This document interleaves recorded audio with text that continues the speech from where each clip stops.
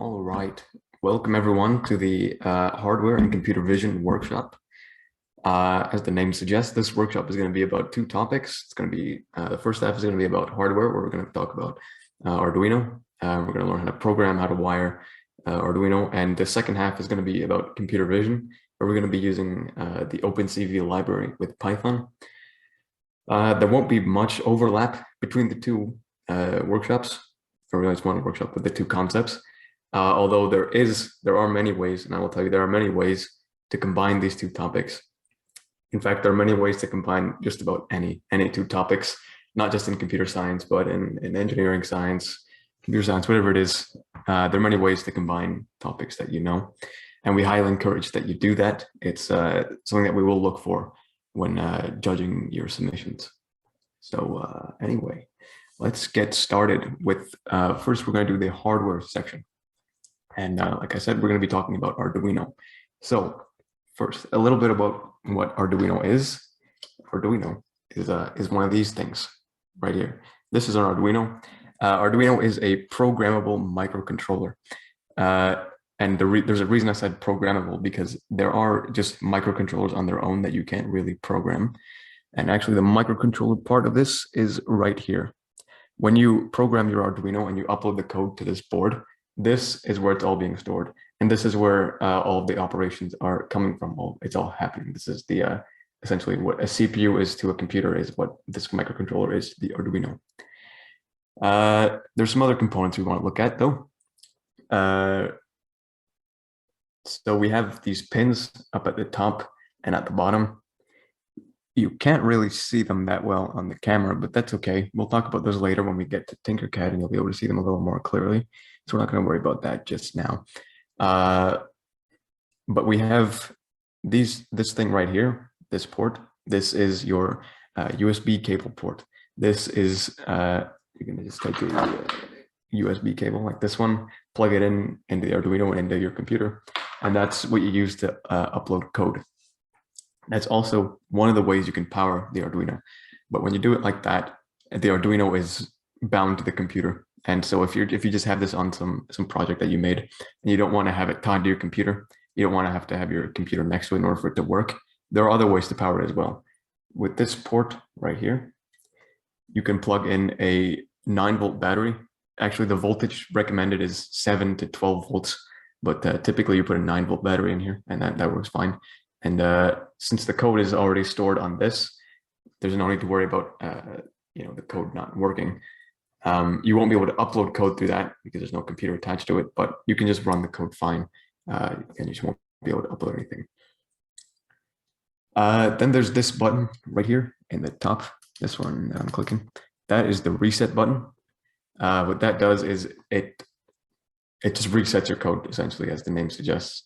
What that means is it'll just start the code from the beginning, so you don't have to unplug the Arduino, plug it back in, or anything like that. You can, if you wanted to start the code again, you press this button, it'll start again. And there are some LEDs. I don't know how well you'll be able to see them. Yeah, you can see them, but you can't really see the labels. So we're gonna go ahead and go into Tinkercad now. We're gonna be able to see all this a little more clearly. So let's do that.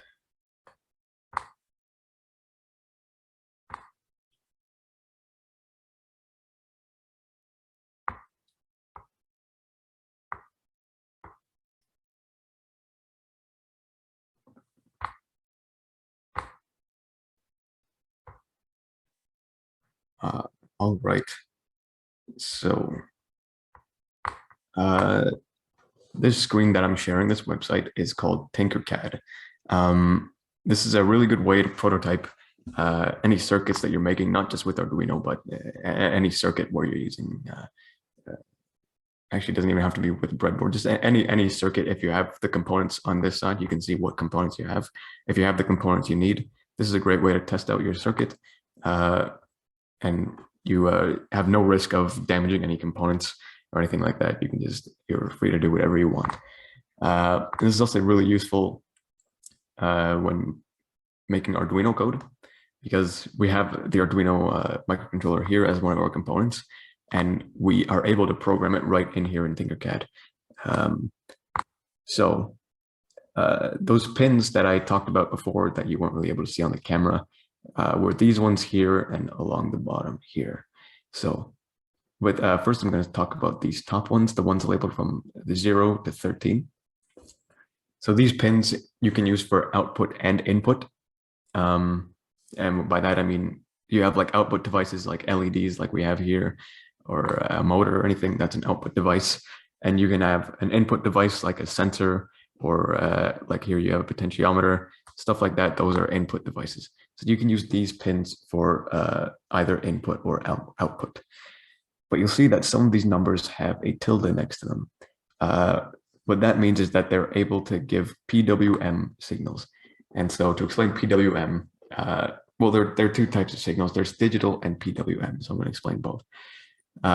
So digital essentially is just 1 or 0. When you have a digital signal, it's either on or it's off. There's nothing in between. So if I were to use a digital signal on an LED, it's either going to be on at its maximum brightness, or it's just going to be completely off. And you can also have PWM signals, which give a value from 0 to 255. And you can use this to give any kind of brightness in between its maximum and minimum brightness. You can also use this for motors, where you can control the speed of the motor. You can, for a servo motor, for example, you can control its position, stuff like that. And so for analog or for digital, actually I said analog. The reason I said analog is because PWM and analog are the same thing. It's just different words for the same thing. So you also have digital and analog input and output devices. For example, this push button here, you're either pressing it or you aren't. So that's a digital input. This potentiometer, this is a dial. So you turn it from its lowest to its maximum position. Actually, what this is a variable resistor. So the higher, as you move it, the resistance it provides is gonna increase. And that's how it's able to give a signal to the Arduino. And so that is a analog input. Okay. Now there are some of these LEDs here that I wasn't able to show clearly in the camera. Oh, actually, sorry, I should explain these pins at the bottom. So we have these pins here, the ones labeled A0 to A5. These are used only for input. You can't use output devices with them. And you'll see it says analog in. So these are only, well, you can use them with a digital input, but it's not going to be 1 or 0. It's going to be 255 or 0. Typically, you want to use these for analog input, though. That's what they're meant for. But again, only for input. And it's a good habit to use these for your input devices before you start using these for your input devices. If you have more than 5 input devices, then you can start using, or 6, then you can start using these. But otherwise, it's a good habit to just use these. Then with these pins here, you only really need to worry about these 4. These 2 right here, the 2 ground pins, they're exactly the same. They're supplying the negative, or they're essentially, the Arduino can provide power, and that's how it's able to give power to components. It can supply its own power, but that's limited to 5 volts. It can't give any more than that. There are ways to use components that require more voltage, and we will talk about that as well later. But so you have these 2 ground pins.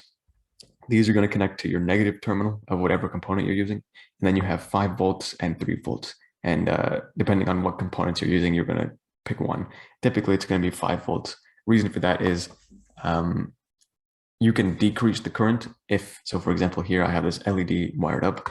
The LED cannot handle very much current. If you put too much, it will explode. And so you can limit the current that it has with this resistor here. And it's very simple to do. So you can go have the 5 volts giving a lot of current, and you can bring that current down. But if you go to 3.3 volts and you need something that requires more current, it's much harder to bring the current up than it is to bring the current down. You can see with this resistor, it's very simple. Just the equation: voltage equals current times resistance. So if you increase the resistance, the voltage is going to be 5 volts. So the current will decrease. So yeah, now we're going to talk about these 4 LEDs here that are built right into the board. The first one, this one on the right, is the on LED. When you have, I can actually show you when you have the Arduino is powered. This one is just going to turn on automatically. You can see that it's on. Pretty self-explanatory. Then we have this one. This is the built-in LED. So this is by default connected to pin 13. So you can set up pin 13 to work with this LED. You can also set pin 13 to work up with anything else. But by default, it's on this LED. So you set that up and you use pin 13 like you would any normal LED, except instead of turning this thing on, for example, if I have this connected, it's going to turn this LED on right there. Then we have the TX and RX LEDs. So these will turn on when you have communication between the Arduino and something else. So for example, TX is for send. So when the Arduino is sending data, that one is going to be turned on. RX is for receive. So when it's receiving data, then that one is going to be turned on. And yeah, so that's about it for the layout of the Arduino board itself. There are actually other ways, or I should say, I'm just going to stop sharing my screen. Okay. So the Arduino we use when we're controlling hardware in our DIY projects, whatever it is. But there are other ways, or actually I should say this is like the brain, I guess, the CPU of your project. If your project is an analogous of a computer, this is analogous of the CPU. It isn't actually a CPU, but you get the idea. But there are other ways to control hardware components. For example, one other way, there are many, but one other, is this one right here. This is a Raspberry Pi. You'll hear a lot of comparison between this and the Arduino. I personally don't think that's a completely fair comparison. They're very different. They're used for similar things, but they're very different. This thing is actually just a tiny computer. As I said, this is a microcontroller. This is able to just control whatever you have connected to these pins, but this is actually just a computer. You give it power with any like 5-volt cell phone charger you have here. You boot an operating system onto this SD card, which is slide in right there. Hello, Kevin. Then you have, I can't see that.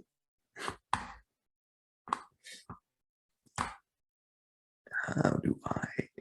There you go.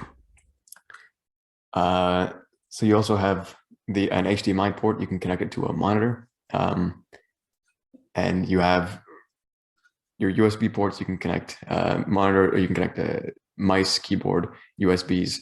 You also have Ethernet capability. So you can even see it kind of resembles the layout of a computer motherboard. So yeah, there's that. Just another option, another thing for you to learn about if you're interested. But anyway, let's go back to Tinkercad.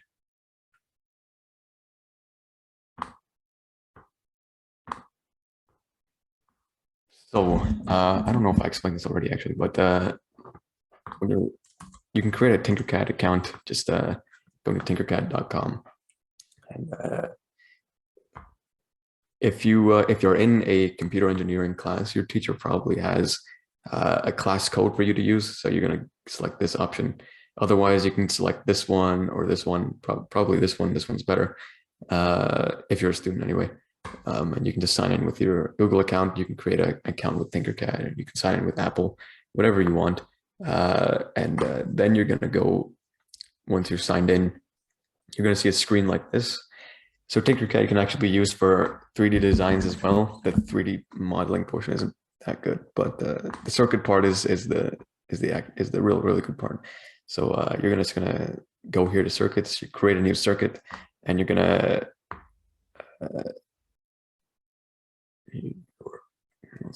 end up with just an empty screen, and you can just search here for components. You can search up Arduino, breadboard, whatever you want, and yeah, you can just connect everything here. So next thing to discuss is this thing right here. This is the breadboard. This is really useful when you're prototyping circuits that have pretty low gauge wires, because you can't run too much current through it. but especially with Arduino, this is a very useful thing to have. And so actually, if you look at what the inside of a breadboard looks like, so this is what it looks like in real life, just a bunch of pins where you put, I'll show it on the camera. So you have these jumper wires. They have these pins. Yeah, there's the male side and then the female side, and you just connect it right into your Arduino, into whatever pin you want, and then the other side goes to your component. This is a relay, so you just connect it on like that, and yeah, that's kind of how you do it in real life. But in Tinkercad, it's much easier. You don't have to use your hands at all, or at least not no physical wires. So anyway, let's go back to Tinkercad. Oh no, the inside of a breadboard. That's what we were talking about. So this image right here, this is what the inside of a breadboard looks like. I'll open it up like that. So you can see these, all of these pins right here. They're connected, or when you're looking at it in this orientation, they're connected horizontally, or vertically. They're connected like that. And so if you have power going to this one, for example, that's going to power this entire rail. If you have power going to this one, that's going to do the same for this rail. And you'll see the zoom thing is in the way. So if I go back to Tinkercad, you'll see that I have the 5-volt and ground pins connected here. So all these rails are, or all these pins are powered. And I also have the wire going up to the other side. Reason I do that is if you have a wire going from here to here, you have power running through this, going all the way around here, and then through this. So now we have negative going on all of these pins and all of these pins, and then the same for the positive. You do the same thing. You just connect the wire from here to here. You don't need to do that. It just gives you more, more space to connect things. You can make it your circuits a little more cleaner, a little more clean. Then we have these pins here. They're all connected horizontally when you're looking at it in this orientation. So if you have power going to this one, for example, it's going to power all of these pins. But you see there's a gap in the middle. It's not going to if you have power here, it's not going to power anything over here. So what you want to do, if you do want power going over there, you need something to connect this gap. So for example, the zoom thing is in the way. That is very annoying. But so on this circuit, there's a resistor that's bridging that gap. And otherwise, we just have an LED here that's connected by its anode to the positive rail. And then I didn't mean to click that. Okay. Then we have on the cathode side, we have a resistor that's connected to the negative terminal of the Arduino. So you'll notice that whenever we wire up components, at least in this orientation of the breadboard, we're always going to be wiring downward, because again, these pins are all connected that way. So if I have something like this,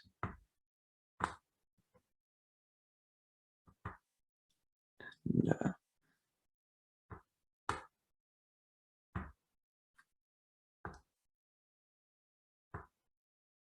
there you go. In terms of what components we're using, it's exactly the same as this. It's just all connected horizontally.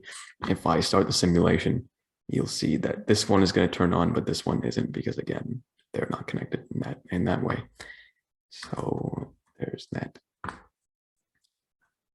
Yeah, so that's it for the breadboard. Next, we're just going to look at this simple circuit that we have here. So it's just an LED, as I explained, it's an LED. And what an LED is, it's a light emitting diode. And so the important word there is diode. What a diode is, I can actually pull one up. This is a diode. This is what they look like. What a diode is a little component that only allows the flow of electricity in one direction. and that's indicated by this band right here. So electricity will only be able to flow that way, won't be able to come back the other way. It's like a check valve essentially. And so a diode does the same thing, or an light emitting diode does the same thing. It only allows the flow of electricity in one direction. The only difference is it lights up, and it works a little bit different. But so if I were to connect this terminal to the positive and this one to the negative, because it's a diode, it won't turn on because it isn't allowing electricity to flow in that direction. So you have the anode, which is going to be connected to positive, and the cathode, which is going to be connected to negative. The LED, as I explained before, cannot handle very much current before it explodes. So if I try this, if I just move this resistor out of the way and I try this circuit again, it's gonna explode. But you know, since we're in Tinkercad, no risk of anything. But in real life, it wouldn't really be that intrusive. You'll just hear a little pop and the LED won't turn on, something like that. It's not gonna be a bomb. But anyway, so we have this resistor here, a 0.22 kilo ohm resistor connected to the LED, and so that keeps it from, that limits the current, that keeps it from being damaged. So in its current state, though, the Arduino is essentially just acting like a battery. It's just applying a constant 5 volts. And there's so much more we can do with Arduino than just that. So we're gonna do a little bit of programming with it now. So we're gonna go ahead and connect the positive side of the LED to pin 9, for example. And the Arduino is programmed in C. I had some code here already. I'm just gonna get rid of that.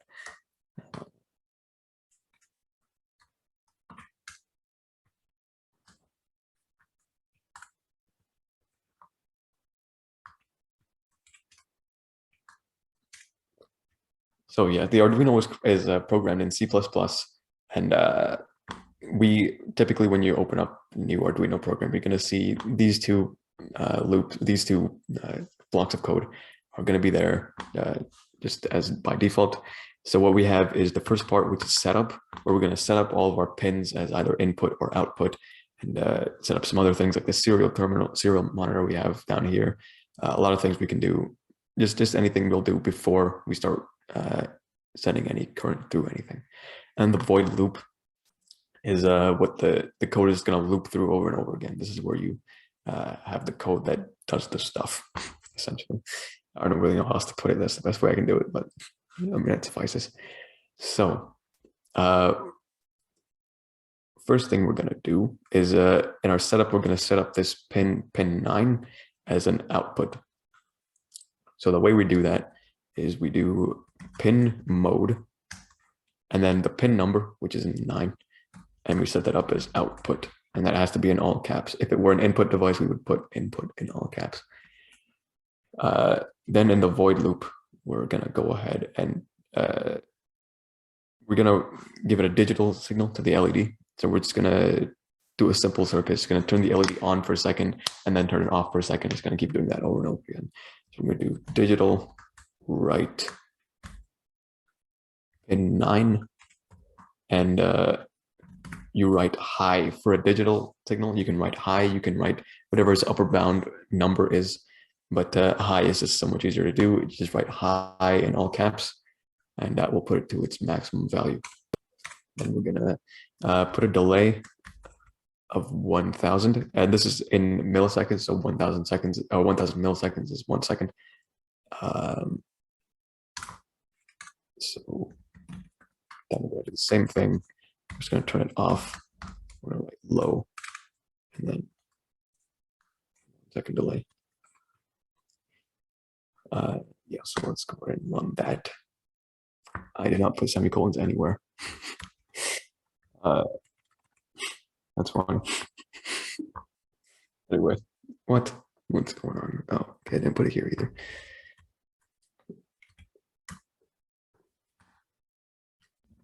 Yeah, so there you go.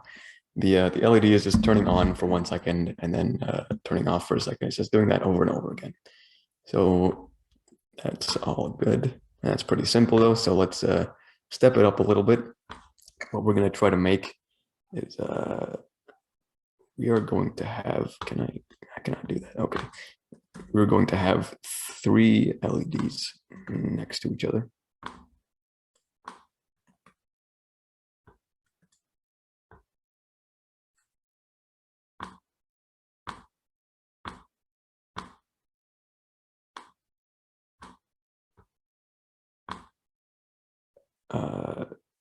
Well, actually, they're all going to be wired up the same way, except their positive sides are going to be connected to different pins on the Arduino. So this one we're going to connect to pin 13.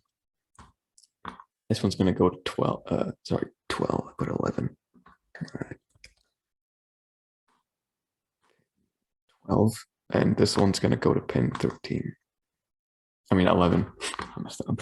Okay, it's 13, 12, 11 in this order. 13, 12, 11. So there you go. And what we want to get it to do is we want it to turn this one on for a second and turn it off, and this one on for a second, turn off, this one on for a second, and just keep going through that. Keep sequentially turning them on and off. So first we're going to do our setup, and we could just copy paste this line 3 times and put 13, 12, and 11 in this number. And if you have just 3 components, that's fine. But when you start having more, you want to be more efficient with your setup. You want to do it in the least amount of code as possible. So we can do that with a loop. Here it isn't completely necessary, but just to show how it's done, I'm gonna do it. So we can set up an array of ints called pins that we're gonna write 11, 12, and 13. These are our 3 pin numbers. And so in this setup, we are going to do a for loop. So for equals 0, I is less than 3, which is how many pins we have. I increases by 1 every loop.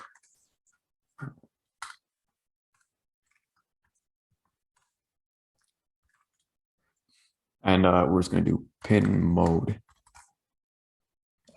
pins index I. I'm going to set them up as output. So in this loop, it's going to set up all 3 of these LEDs as outputs. It ends up being probably more lines of code to do it this way when you just have 3 LEDs. But when, again, like I said, when you have this entire row filled up, it's for sure more efficient to do this. So yeah, there's that. Then in the void loop, we are gonna we're gonna do our for loop. So for at I equals 0, I is less than 3, number of LEDs we have. I increases by 1 every loop. I don't know why it keeps going back every time I do that. That's annoying. So we'll first just start out by, we'll try digital write pins. I did not put semicolons again everywhere. I need to stop doing that. I caught myself this time. So pins index I, and we're going to write it to its maximum value. And then 1 second delay.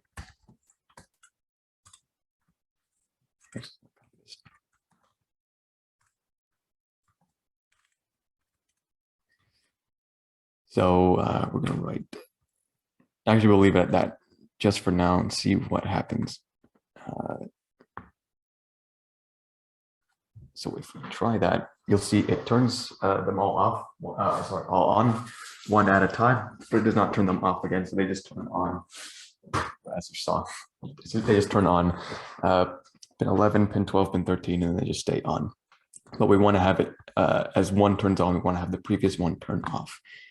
So we're going to add this line in here. After it turns each pin on, then it turns the next one on, it's going to turn the previous one off.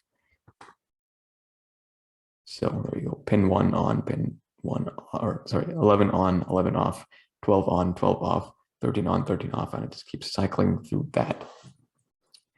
So there we have that, and you can do this with as many LEDs as you want. You just have to, or actually we could have replaced this with the length of this array. It probably would have been better. But let's say you have 5, you're just going to change that number to 5. or again, just do length of the array, which is what I should have done, but it works, so that's fine. All right, so next we're gonna do a little bit of input. So I'll get rid of all this, just still need the setup block, still need the loop.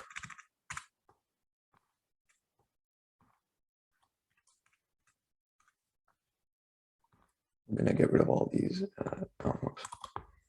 Gotta close the code before you can edit the circuit. So just gonna get rid of all of these.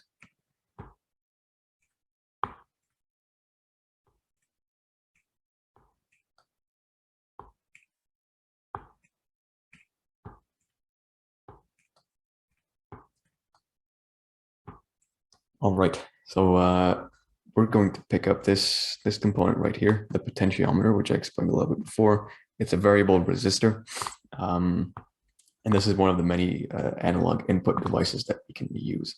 It's a dial essentially. So if you, and when you're in your car and you have like the volume knob, that is a potentiometer in there, or the temperature knob, whatever it is, it's a potentiometer.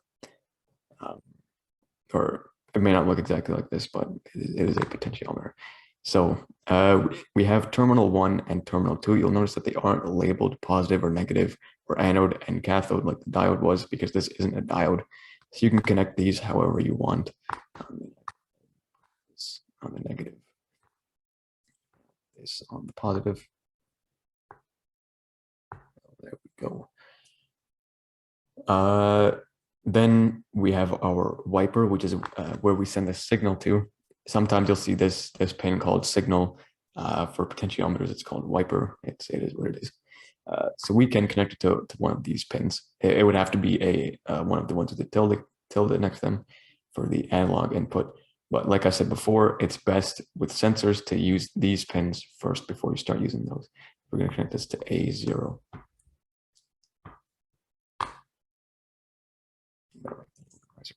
Oh, whoops.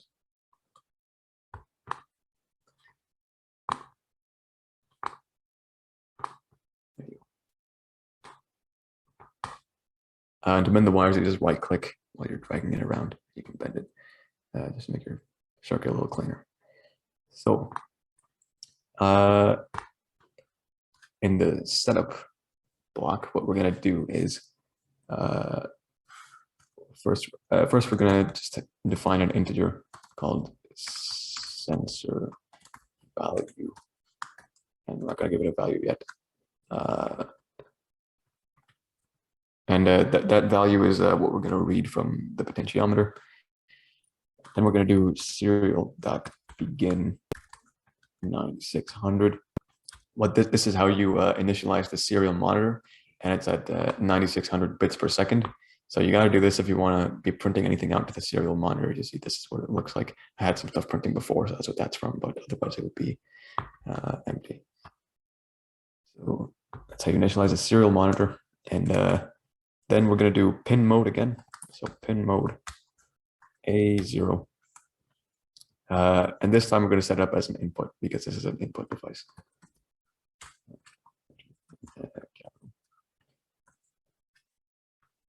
So there's A0 set up and the serial monitor.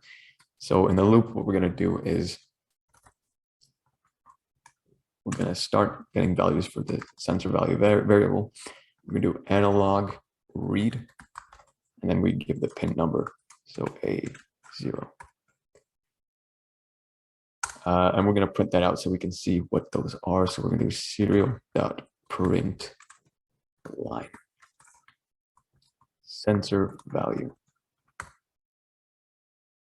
That should be good. We start the code and we open up the serial monitor. You see it's printing out to 0, and that's because it's at its left. It's a minimum state. So as we turn it around, you'll see the value starts to increase until it gets to its maximum value of 1023. Most output devices that you're going to be using will have will be either digital, or if they're analog, they're going to be using values from 0 to 180 with a servo motor, for example, or 0 to 225 with most other things. So we kind of have to do a little bit of arithmetic to get this value to the right number in order to use those in your uses in conjunction with output devices. But point is that we have a value now as we turn the potentiometer. So now that we got that, next thing we're going to do, actually, I'll see if there are any questions. There are not, because no one is here except Kevin. Hello, Kevin.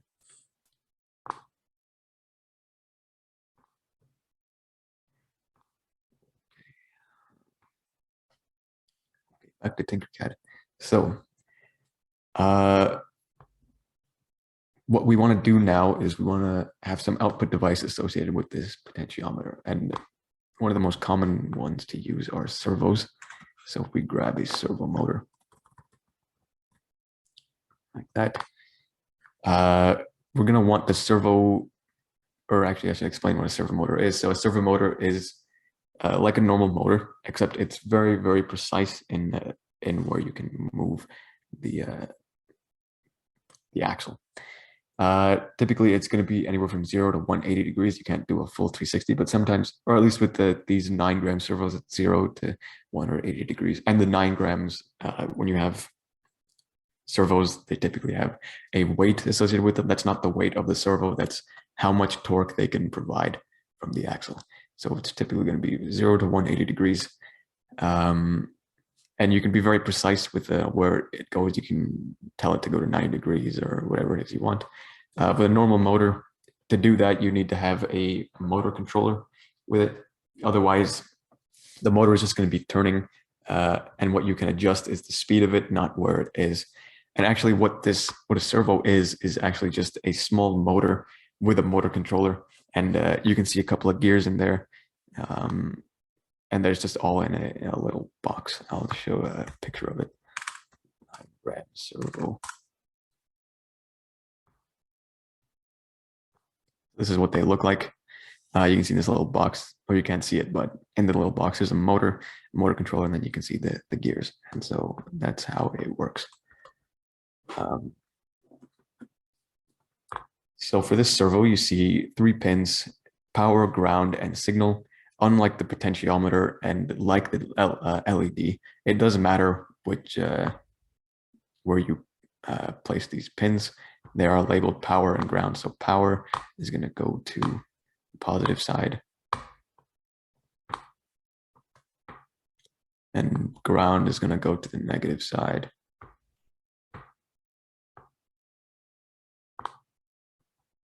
Then our signal pin is a same functionality as the wiper, except it's for an output instead of an input. So signal is going to go to one of our pins at the top. So I'm just going to put it on pin 5. Should put it on an analog pin, because you want to be able to control where it is and not just 0 or 180 degrees. So there's that. Now servos are kind of special. You can't just set up the pin as an output and expect it to work. Servos are they're special in the sense that Arduinos kind of suck at using them, as weird as it is to say. The 5 volts that you can get from the Arduino is enough to power just about 1 servo. But if you have more than that, the Arduino starts to have some trouble. Typically you can get like 2 or 3, but more than that, 3 is like the limit. 1 is where you can do it properly. If you go with more than 3, typically you're going to have problems. And to use more than 3 with an Arduino, you need to have some sort of external power supply, like a battery or power supply unit, whatever it is. So to use servos, we have to use the servo library for Arduino, and this is how you import libraries in the Arduino code. So that's how you import that. And then we do servo dot, sorry, not dot, my servo. So that's just creating a servo object, which is part of this library. So what you're going to do in this setup is myservo.attach, and then you type the pin that you put it to, which is 5, where we have it at. So myservo.attach 5, and then you're going to go. Otherwise, the code is pretty much the same. You have the input from the potentiometer, and you're just writing that to the Arduino. Except you'll see something is going to happen that I did explain briefly before, but I'll explain it again once it happens. So we're going to write to the servo sensor value, just the value of the potentiometer, and let's run that and see what happens. Actually, I should bring this to 0 first. Okay, so let's start turning the potentiometer. You'll see we've turned the potentiometer, I don't know, just in between its first two states, the first two dots. They aren't actually states, it's just place markers, but we barely turned the potentiometer at all. That's the point. And the servo has almost turned halfway through its entire 180 degrees. It's almost turned 90 degrees. So if we bring it over here, that's pretty much it. That's all it's got.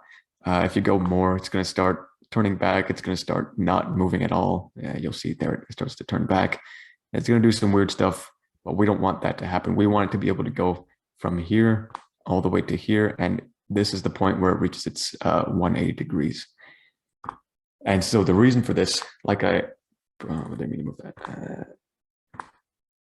Actually, I guess I can bring this there. It's back. The reason for that, I explained briefly. When we're looking at the potentiometer, you can see that it goes from, or well, you did see, yeah, it goes from 0 to 1023.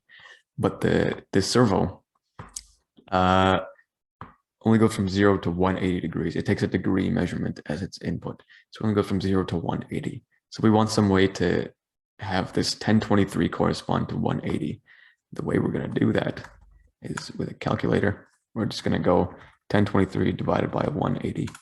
We get 5.68333 repeated. We're just going to go 5.7. That's good enough.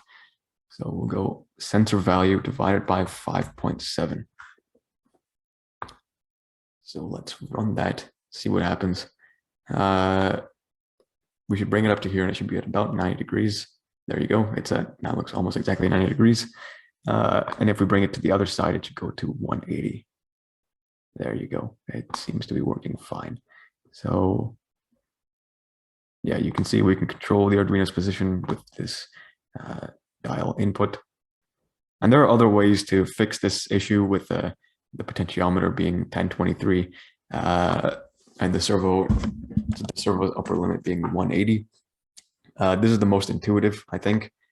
It isn't the best. There are ways to make it so that it moves faster, but for the sake of this demonstration, this is good. This is just an intuitive way to do it, and I think it's a good way to learn. So yeah, that's kind of the basics of Arduino.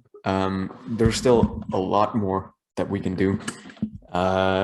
This is pretty much basically just surface level knowledge. I'm just trying to get you started with the basics, get you comfortable with the basics, so that you can start teaching yourself more. We only used a few components, but there are many more that we can use. So for input devices, we just search up sensor on the right side of Tinkercad.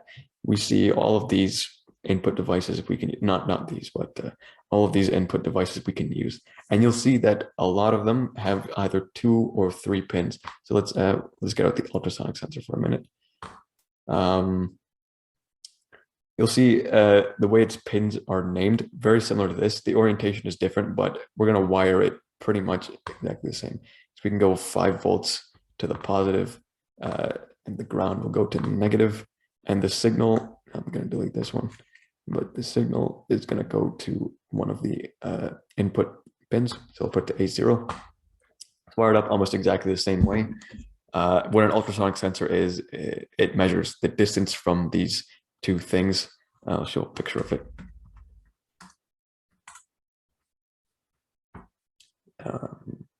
This is what it looks like. You'll see it kind of looks like a speaker, and there is a reason for that. the reason is that it pretty much is a speaker. What it's doing is it's sending out, it's called an ultrasonic sensor because it sends out an ultrasonic wave, ultrasonic being just a wave of sound that is above the hearing range of humans. So it sends out an ultrasonic wave. It knows the speed of the wave in air. And so it calculates how much time it takes for the wave to reach whatever the nearest object is and then return to it. And from there, it's just a simple calculation of the speed equals the distance divided by time. But actually, the distance is 2 times the distance that we actually want because it has to go to the object and back. So we will just divide that by 2. And that's how this sensor is able to calculate the distance to the nearest object. But wiring wise, it's nearly this identical in terms of code. It is also nearly identical. You just set it up as an output device. You have a variable for its value, and you just it's pretty much the same as the potentiometer. There's some differences in that this one will be taking in or this one will be giving a distance.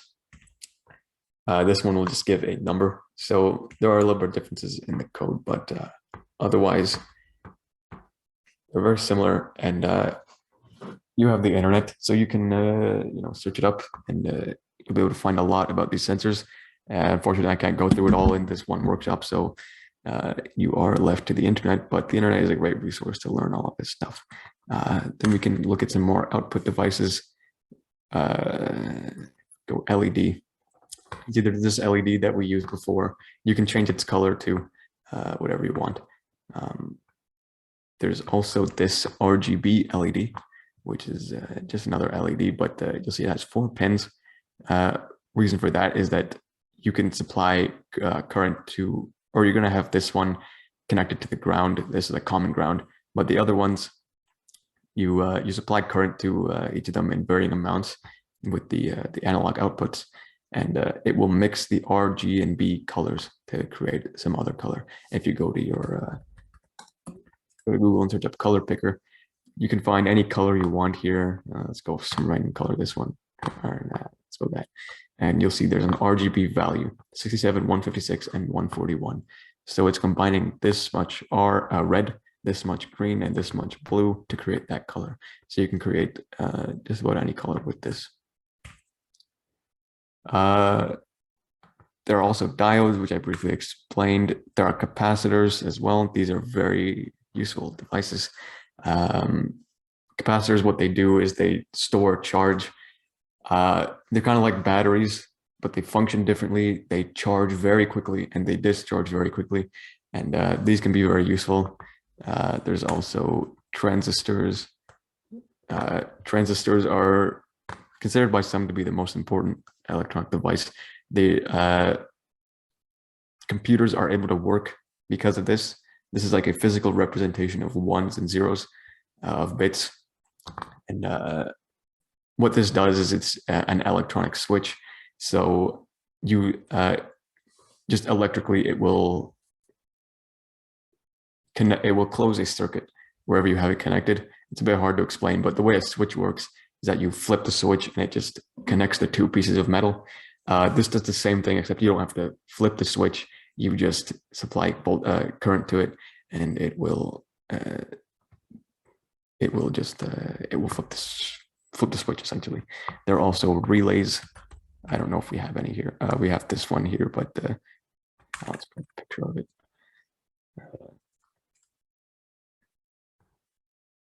For sure, this one.